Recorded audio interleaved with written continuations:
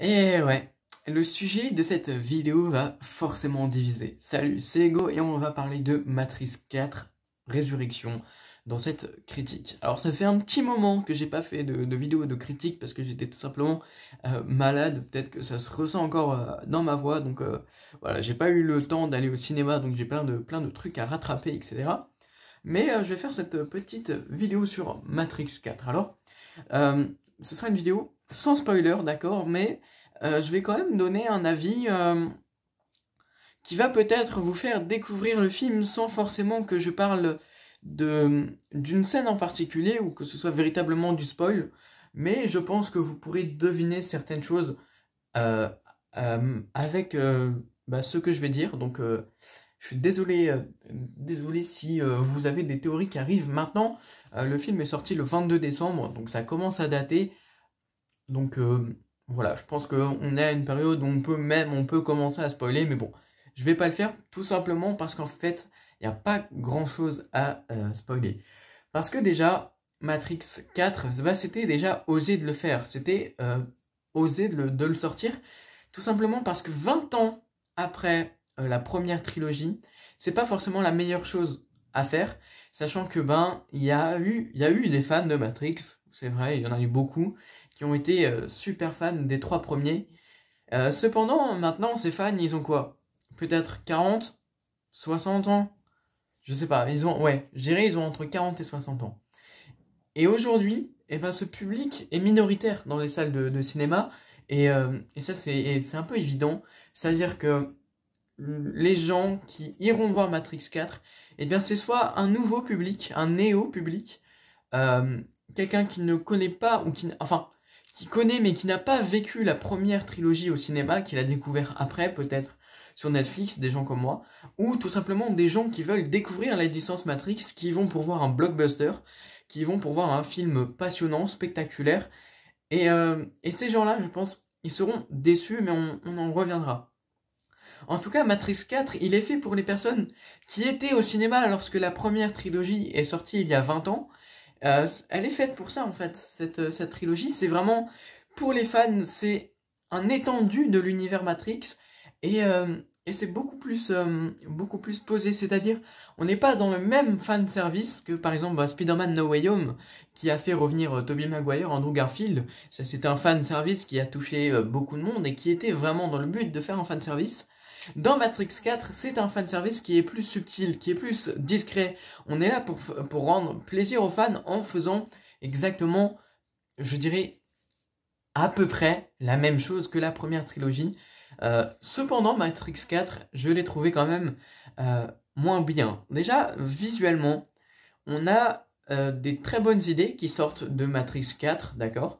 Que ce soit au niveau des plans, on sent que c'est beaucoup plus coloré que la première trilogie, que c'est beaucoup plus lumineux. Voilà, la réalisatrice se sert beaucoup de la lumière naturelle, notamment les couchers de soleil qui sont très nombreux dans Matrix 4, et c'est pas pour déplaire finalement, mais c'était pas du tout le cas lors de la première trilogie Matrix, qui était quand même quelque chose de très sombre, de très gris, orageux, vraiment dark.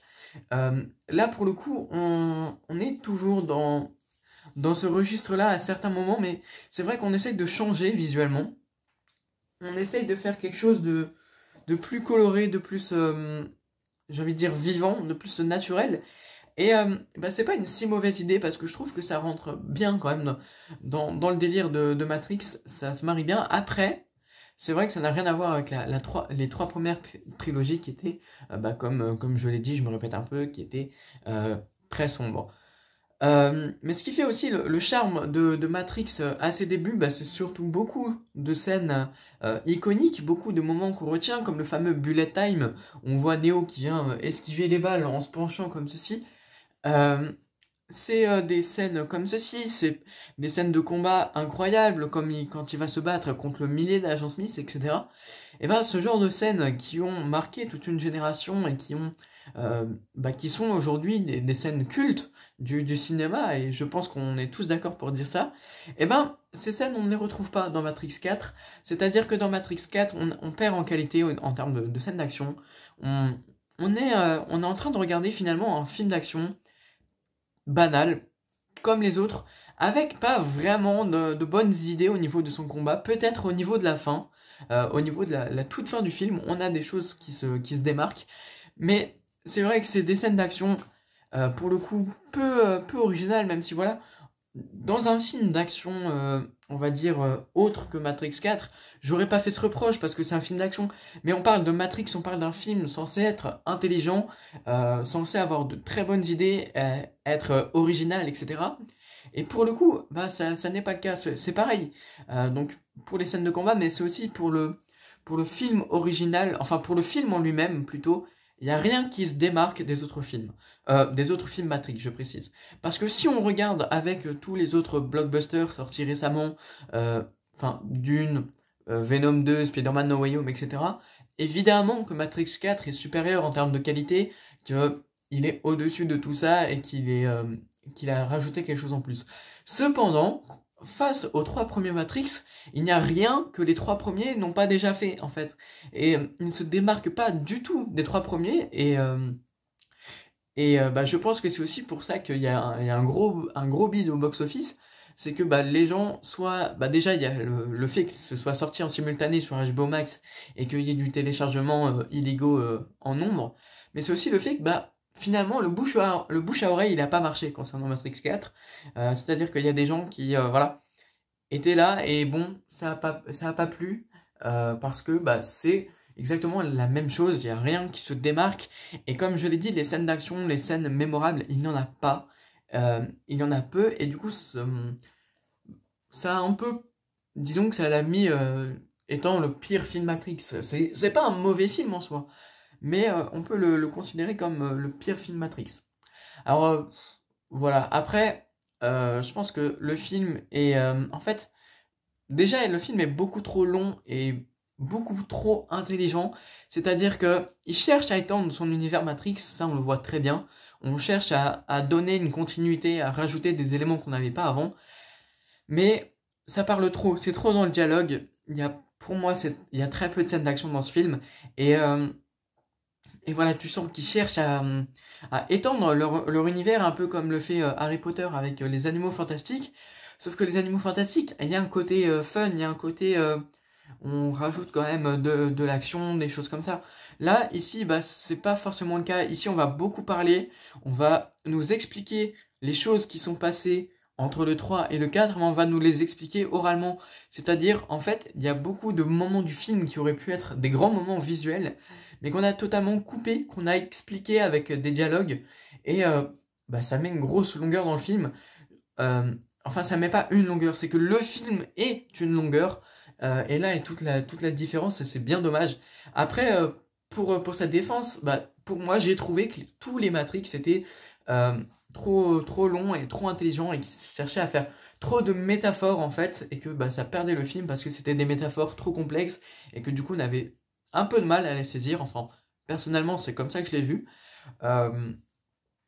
Donc ouais, j'ai trouvé que ça se perdait un peu, que c'était un petit peu trop long, et en plus de ça, bah, les scènes d'action qui ne rajoutent pas de peps, bah forcément ça baisse un peu ce côté cool du film.